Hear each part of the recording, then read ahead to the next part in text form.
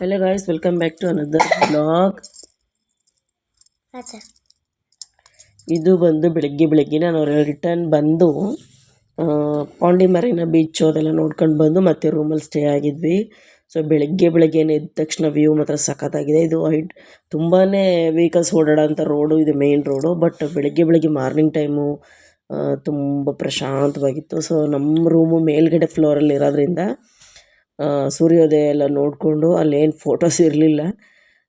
ಹಂಗಾಗಿ ಸೂರ್ಯನಿಗೆ ನಮಸ್ಕಾರ ಮಾಡಿ ಬೇಗ ಸ್ನಾನ ಮಾಡ್ಕೊಂಡೆ. ಬಿಸಿ ನೀರಿತ್ತು. ಸೊ ನನ್ನ ಮಗ ಇನ್ನೂ ದಬಾಕೊಂಡು ಮಲ್ಗೋನೇ ಇದ್ದಿಲ್ಲ. ಸೊ ನಾನು ಸ್ನಾನ ಮಾಡ್ಕೊಂಡೆ, ಪಟಾಪಟ್ ಅಂತ ರೆಡಿ ಆಗ್ತೀನಿ. ಆಲ್ಮೋಸ್ಟ್ 8 ಗಂಟೆಗೆ ಹೋಗಬೇಕು ಅಂತ ಒಬ್ಬರು ಹೇಳಿದ್ರು, ಇನ್ನೊಬ್ಬರು 9 ಗಂಟೆಗೆ ಹೋಗಬೇಕು ಅಂತ ಹೇಳಿದರು. ಸೊ ನಾನು ಬೇಗ ಡ್ರೆಸ್ ಎಲ್ಲ ಹಾಕಿ ರೆಡಿ ಆದೆ. ಈ ಡ್ರೆಸ್ನ ಹಾಕ್ಕೊಂಡಿದ್ದೀನಿ. ಈ ಡ್ರೆಸ್ಸು ನಾನು ಬರುವಾಗ ಕೇರಳದಲ್ಲಿ ನಿಯರ್ ಬೈ ಅಂದರೆ ತಲಚೇರಿಲ್ಲ ಎಲ್ಲ ತೊಗೊಂಡಿದ್ದು ಡ್ರೆಸ್ಸು. ತುಂಬ ಕಡಿಮೆ ರೇಟು, ಬಟ್ ತುಂಬ ಚೆನ್ನಾಗಿತ್ತು. ನಾನು ಕಲರ್ ಸೆಲೆಕ್ಟ್ ಮಾಡ್ಬೇಕಾದ್ರೆ ರೆಡ್ ತೊಗೊಂಡಿದ್ದೆ, ಬಟ್ ಅದು ಸ್ವಲ್ಪ ಸೈಜ್ ವೇರಿಯೇಷನ್ ಬಂತು ಅಂತ ಈ ಕಲರ್ ತೊಗೊಂಡೆ. ಈ ಕಲರ್ ಡ್ರೆಸ್ ನನ್ನ ಹತ್ರ ಒಂದೂ ಇರಲಿಲ್ಲ.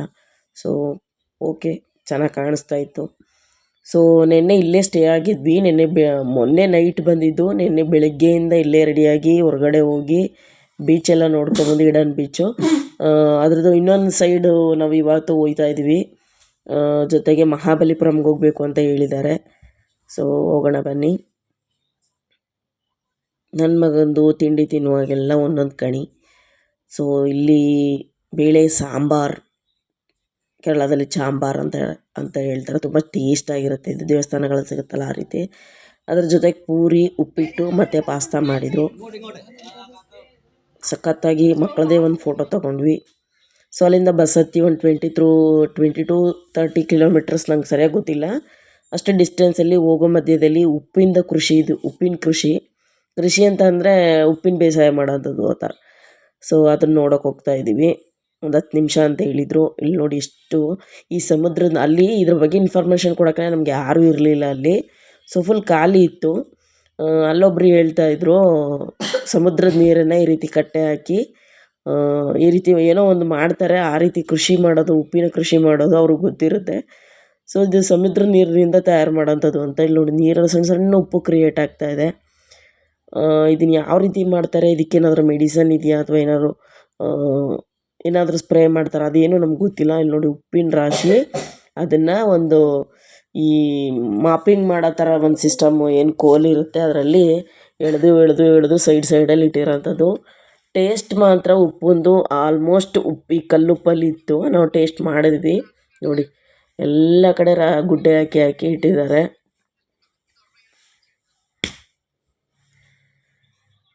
ಸೊ ಎಲ್ಲರೂ ಫೋಟೋಸ್ ಎಲ್ಲ ತಗೋತಾ ಇದ್ರು. ಫಸ್ಟ್ ಟೈಮ್ ನಾನು ನೋಡಿದ್ದು ನನ್ನ ಲೈಫಲ್ಲೇ ಉಪ್ಪನ್ನ ಯಾವ ರೀತಿ ಮಾಡೋದಂತ. ಸೊ ಅಲ್ಲಿಂದ ತಂದು ಇಲ್ಲಿ ರಾಶಿ ಗುಡ್ಡೆ ಹಾಕಿದ್ದಾರೆ ನೋಡಿ. ತುಂಬ ಚೆನ್ನಾಗಿತ್ತು. ಮತ್ತು ನಾವು ಬಸ್ ಹತ್ಕೊಂಡು ಇನ್ನೂ ಸ್ವಲ್ಪ ದೂರ ಮುಂದೆ ಬಂದಮೇಲೆ ಇದು ಮಹಾಬಲಿಪುರಂನಲ್ಲಿ ಪಂಚಪಾಂಡವರದು ಒಂದು ವಿಶೇಷ ಇದೆ. ಈ ಗೈಡ್ ಹೇಳ್ತಿದ್ದಾರೆ ನೋಡಿ.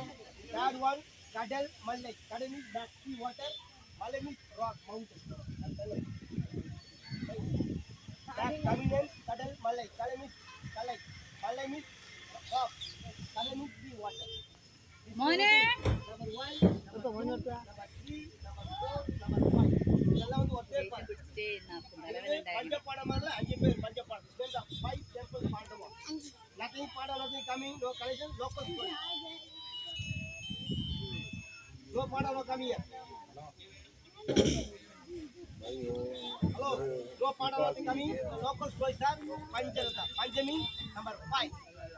Number first company got one more. Number first company got Draupadi into white. Second Jingata. Third one Bhima's a big man. The last company Dharma East. Number 5th the name Nakula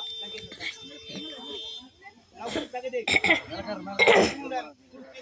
Okay, this all temple, each temple, first temple name Bengali, Calcutta style.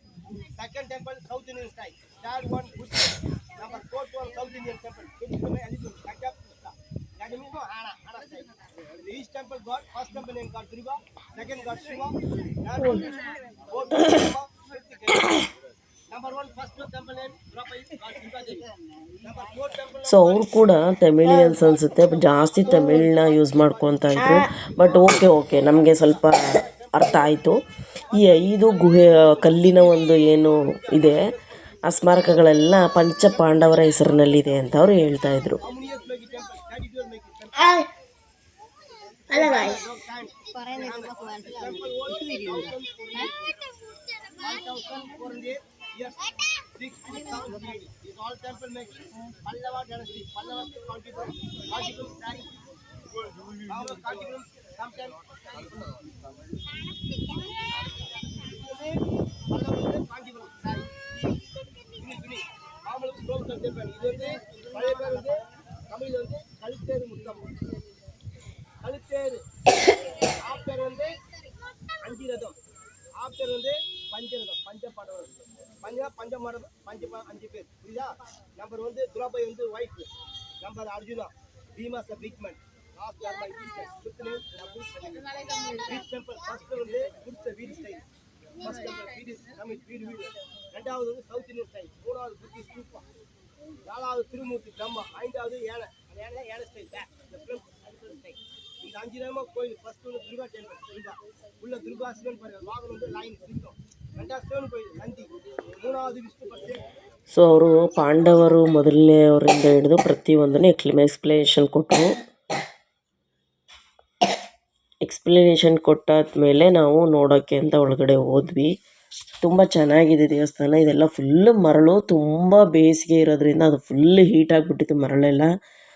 ಎಷ್ಟೊತ್ತಿಗೆ ಹೋಗಿ ನೆರಳಲ್ಲಿ ನಿಂತ್ಕೋತೀವಿ ಅನಿಸ್ತಾಯಿತ್ತು. ಇದು first ಪಾಂಡವರಲ್ಲಿ ಮೊದಲನೇ ಒಬ್ಬ ಮಗ ಏನಿದ್ದ ಪಂಚಪಾಂಡವರಲ್ಲಿ ಅವ್ರಿಗೆ ಒಬ್ಬೊಬ್ರಿಗೂ ಒಂದೊಂದು ಆ ರೀತಿ ಭೀಮ, ಅರ್ಜುನ, ನಕುಲ, ಸಹದೇವ ಅಂತ ಎಲ್ಲರ ಹೆಸರಿಗೂ ಒಂದೊಂದು ಇದನ್ನು ಮೆನ್ಷನ್ ಮಾಡಿ ಅವರು ಹೇಳಿದರು. ಮತ್ತು ಕಲ್ಲಲ್ಲಿ ಮಾಡಿರೋಂಥ ಆನೆ ತುಂಬಾ ಚೆನ್ನಾಗಿದೆ. ಈ ಸ್ಥಳದಲ್ಲೆಲ್ಲ ಮುಂಭಾಗ ಎಲ್ಲ ಮರಳಿದೆ. ಸೊ ಈ ಬಂಡೆ ಕಲ್ಲುಗಳು ತುಂಬ ಚೆನ್ನಾಗಿದೆ. ವಾತಾವರಣ ತುಂಬ ಚೆನ್ನಾಗಿತ್ತು. ಬಟ್ ಬೇಸಿಗೆ ಆಗಿರೋದ್ರಿಂದ ಆ ಮರಳೆಲ್ಲ ಬಿಸಿ ಆಗಿಬಿಟ್ಟಿತ್ತು. ಸೊ ಆ ರೀತಿಯಾಗಿತ್ತು. ಬಟ್ ತುಂಬ ಚೆನ್ನಾಗಿದೆ. ಎಲ್ಲ ಒಂದು ಸ್ಟ್ಯಾಚ್ಯೂಸ್ ಹತ್ರ ನಾವು ಕೂಡ ಫೋಟೋಸ್ ಎಲ್ಲ ತೆಗೆಸ್ಕೊಂಡ್ವಿ. ಇದು ನೋಡಿ, ಈ ಥರ ಕಲ್ಲಿನ ಕೆತ್ತನೆ ಪೂರ್ತಿ ಕಲ್ಲಲ್ಲಿ ಮಾಡಿರೋಂಥದ್ದು. ಅಷ್ಟು ಬೇಸಿಗೆ ಇದ್ದರೂ ಕೂಡ ಇದ್ರೊಳಗಡೆ ಹೋದಾಗ ತುಂಬಾ ತಣ್ಣಗೆ ಫೀಲ್ ಆಗ್ತಾಯಿತ್ತು. ಅಂದರೆ ಅಷ್ಟು ಚೆನ್ನಾಗಿತ್ತು ವಾತಾವರಣ. ಒಳಗಡೆ ಯಾವುದೇ ದೇವ್ರ ಗುಡಿಗಳಿಲ್ಲ, ಬಟ್ ಈ ರೀತಿ ಮಾಡಿರೋಂಥದ್ದು ಕಲ್ಲಿನಲ್ಲಿ ಕೆತ್ತನೆ ಮಾಡಿರೋಂಥದ್ದು. ಕೆಲವೊಂದು ಬಂಡೆಗಳನ್ನ ಹಂಗೆ ಬಿಟ್ಟಿದ್ದಾರೆ. ಬಟ್ ತುಂಬ ಚೆನ್ನಾಗಿದೆ. ಫೋಟೋಶೂಟೆಲ್ಲ ಮಾಡಿಸ್ಕೊಂಡ್ವಿ. ಮತ್ತು ಇಲ್ಲಿಂದನೇ ವಾಕಬಲ್ ಡಿಸ್ಟೆನ್ಸಲ್ಲಿ ಒಂದು ಇದೆ, ಮಹಿಷಾಸುರಿ ಮರ್ದಿನಿ ಕೇವ್ ಅಂತ ಇದೆ, ಅಲ್ಲಿಗೆ ಹೋಗೋಣ ಅಂತ ಹೇಳಿದರು. ಸೊ ತುಂಬ ಚೆನ್ನಾಗಿದೆ ಮಹಾಬಲಿಪುರಂ. ಔಟ್ಸೈಡ್ ಇದ್ರ ಬಗ್ಗೆ ಮಾಹಿತಿ ಇರೋಂಥ ಮಾಹಿತಿ ಕೇಂದ್ರ ಇತ್ತು. ಅದರಲ್ಲಿ ಬುಕ್ಸ್ ಎಲ್ಲ ಇತ್ತು. ಬಟ್ ನಾವು ಲೋಕಲ್ ಗೈಡ್ನ ತಗೊಂಡಿದ್ರು ಅವರು, ಮ್ಯಾನೇಜ್ಮೆಂಟ್ನವರು. ಸೊ ಅವರು ಇನ್ಫಾರ್ಮೇಷನ್ ಕೊಟ್ಟರು. ಅಂದರೆ ಪಂಚಪಾಂಡವರಿಗೆ ಒಬ್ಬೊಬ್ರಿಗೂ ಕೂಡ ಒಂದೊಂದು ಈ ಗುಡಿಗಳು ಇರುವಂಥದ್ದು ಅವ್ರ ಹೆಸರಿನಲ್ಲಿ ಅಂತ ಹೇಳಿ ಇನ್ಫಾರ್ಮೇಷನ್ ಕೊಟ್ಟರು. ನಮ್ಗೆ ಸ್ವಲ್ಪ ಅರ್ಥ ಆಯಿತು. ಬಟ್ ಅವ್ರಿಗೆ ಫುಲ್ ಇಂಗ್ಲೀಷ್ ಹೇಳಿದ್ರು ಕೂಡ ಕೆಲವರಿಗೆ ನಮ್ಮ ಟೀಮಲ್ಲಿ ಅರ್ಥ ಆಗಲ್ಲ ಅಂತೇಳಿ ಹೇಳಿದರು. ಸೊ ಮತ್ತು ಟೀಮ್ ಫೋಟೋ ಬೇಕು ಅಂತೇಳಿ ಒಂದು ಕಡೆ ಸೇರ್ಕೊಂಡಿದ್ದೀವಿ. ನೆಕ್ಸ್ಟ್ ಪ್ಲೇಸಲ್ಲಿ ಎಲ್ಲಿಗೆ ಹೋಗ್ತೀವಿ ನೋಡೋಣ.